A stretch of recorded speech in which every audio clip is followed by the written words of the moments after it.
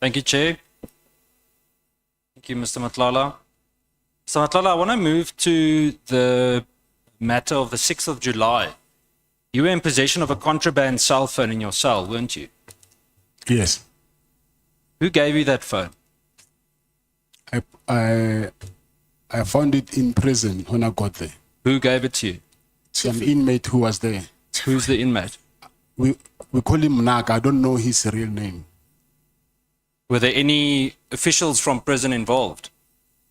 He's an inmate, not an official. But were there any officials that knew about the phone or that were involved in the phone? No. Did you have any other contraband in your cell? That cell is small, so it does not have enough space for other contrabands. It can be small phones. I want to go to the matter of senior SAPS officials. We've heard a lot about it today. I want to speak about your contract with the South African Police Service. To secure the kind of deal that you did, I want to know, who did you pay in order to get the deal done? No one. So you went through the normal tender process? Yes. And despite it not meeting all the necessary requirements according to the supply chain process, you still got rewarded the contract?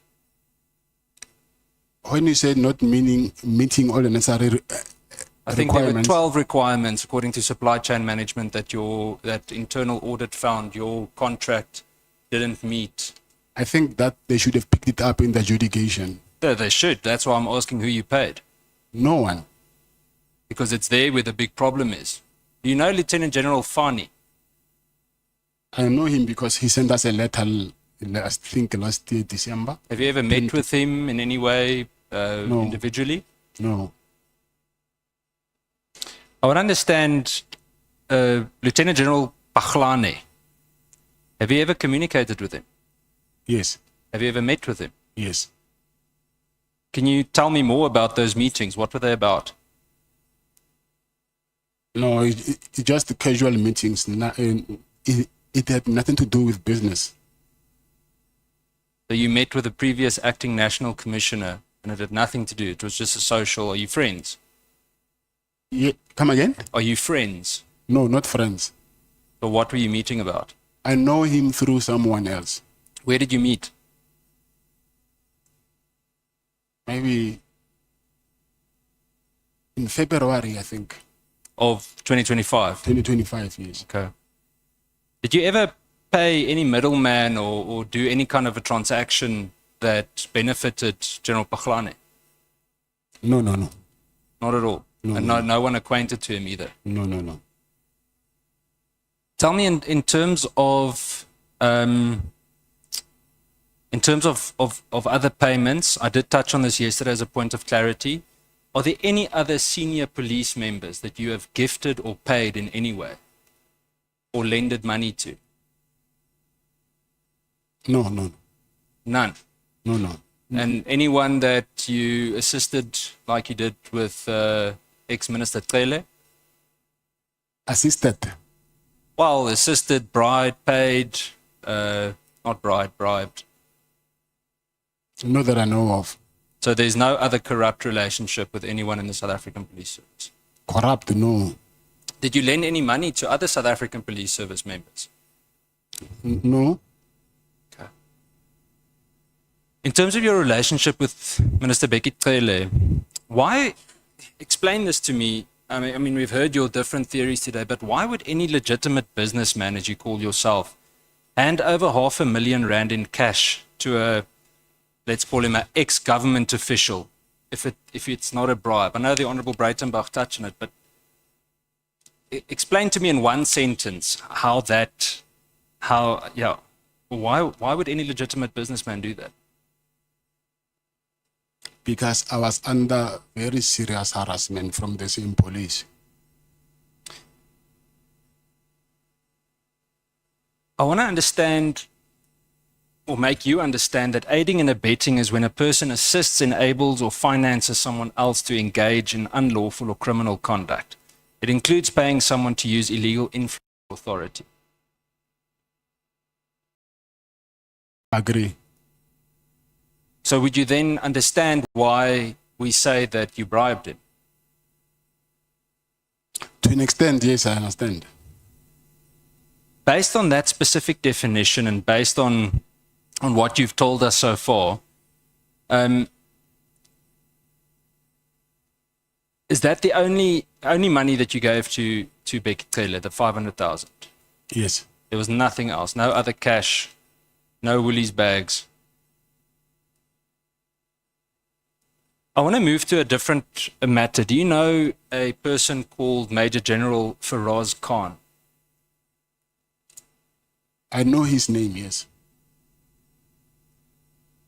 How do you know him? Do you know his name or do you know him as an individual? I got to know him that day during the raid because they asked me about him as well. And Major General Moodley? Ooh. Never mind, you definitely don't know him then. Do you know a Major General Mzwandile Tio? No, I don't. Not. Okay. And do you know or have you had any contact with other senior members of the Crime Intelligence Division?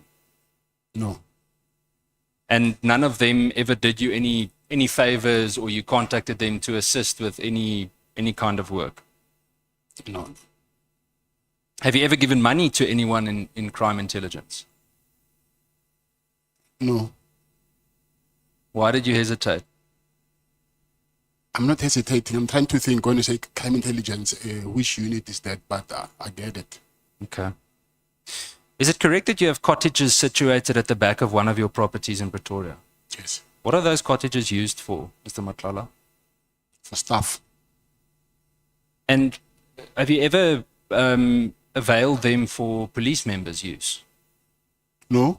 Did police rent them or did they use them for anything else? No. Not. There was never a rental. Did you ever receive any internal documents from SAPS, documents that you weren't meant to have, anything that's classified or considered top secret, any memos, registers, anything like that? I think while I was in prison, because NPA came here in prison and they asked me to sign for a search and seizure. And when they went to my house, they got some of the documents and then they found some of the documents, I think they're from SAPS, from my house. What documents were they? I don't know because I was in jail. I just heard that there were some documents that they say they found from my home. But were you not aware of any documents at your house?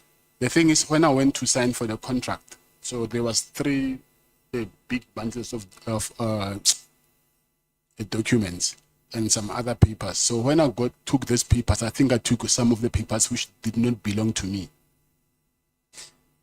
Have you ever provided any SAPS uniforms or equipment or identification to individuals that don't belong to SAPS? No. Not. Did you ever receive any uniforms? I know we touched on the blue lights, but did you ever receive anything of that kind? No, I didn't. And then the last few questions, Mr. Matlala. You accuse multiple ministers, SAPS generals, crime intelligence, I believe some of you mentioned the IPID complaints and investigators of wrongdoing, correct? Harassment, as you call it. Yes. Yet in every instance, your allegations arise only after action was taken against you, correct? No, that's not correct. Okay, what action did you take before then to report it? I tried to do the High Court interdict, and then they advised me to cancel that thing. No, but I mean, we know you bribed Cele, Minister Cele. I want to understand, what did you do as an ordinary South African, as you claim to be, to report the harassment that you spoke of? Did you ever open any criminal cases? If I had to open it, it was supposed to be in South Africa, but that was not possible to do it. I tried, but I couldn't win. Where did you try? I tried in Brooklyn. I also tried in Soweto. So that thing never happened. And what was the reason that they gave you? In Brooklyn, they said they cannot open a case against the police. I want to understand. It seems that you never reported any of these allegations while the relationships benefited you. I mean, if Minister Bheki Cele asked you for money, shouldn't you have reported it right there and then? You can't report the police to the police. You absolutely can. We wouldn't be sitting here if people didn't report the police to them. But I tried that, so for me, it never worked. Mr. Matlala, do you want us to believe that the former minister, multiple police generals, IPID, a torture victim, a task team, all conspired to target you, one businessman?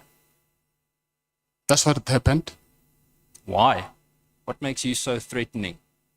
I mean, the way you sit here, you come across either extremely naive or you want us to believe a totally different version of what your rap sheet says. So why are you so threatening to them?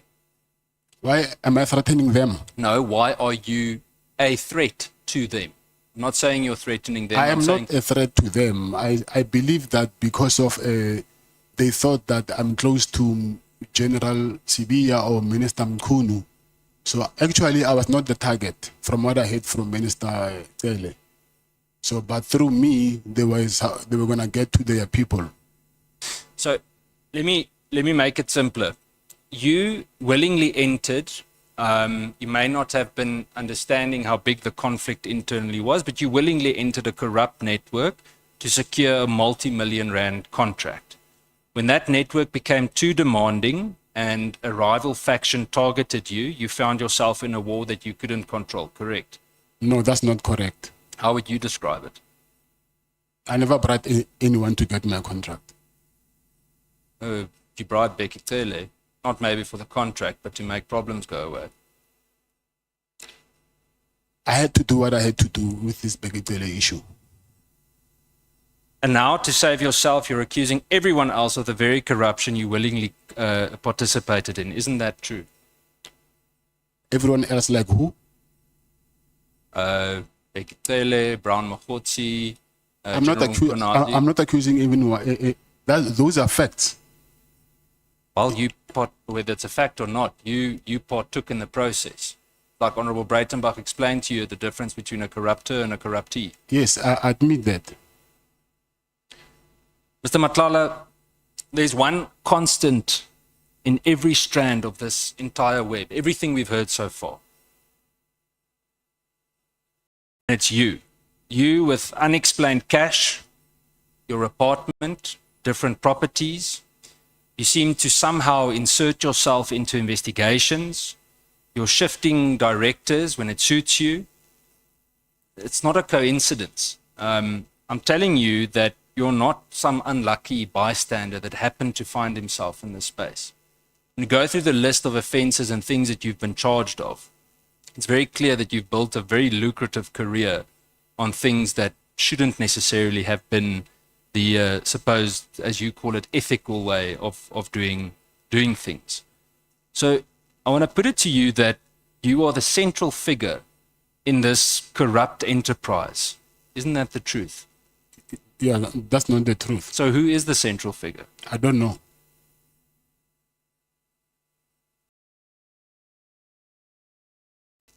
I think, Chair, as a closing statement, I want to emphasize, Mr. Matlala, that you've caused significant damage with your dealings. Whether you willingly or unwillingly gave people money and knew or didn't know what they were doing. I said this to General Sibiya, and I'm going to say it to you. The Afrikaans saying, and I know the committee laughs about me repeating it very often, but the saying says, "Meng jy met die semels, dan vreet die varke jou op." And I said it's very ironic that I'm saying it to you today, because I said it to General Sibiya as well. And it means that if you mix with pig feed, then the pigs will eat you up. And that is exactly what you're doing. Thank you, Chair. Good. Any comment? I don't know. Actually, I forgot it, but let me just say no for comment. Thank you so much,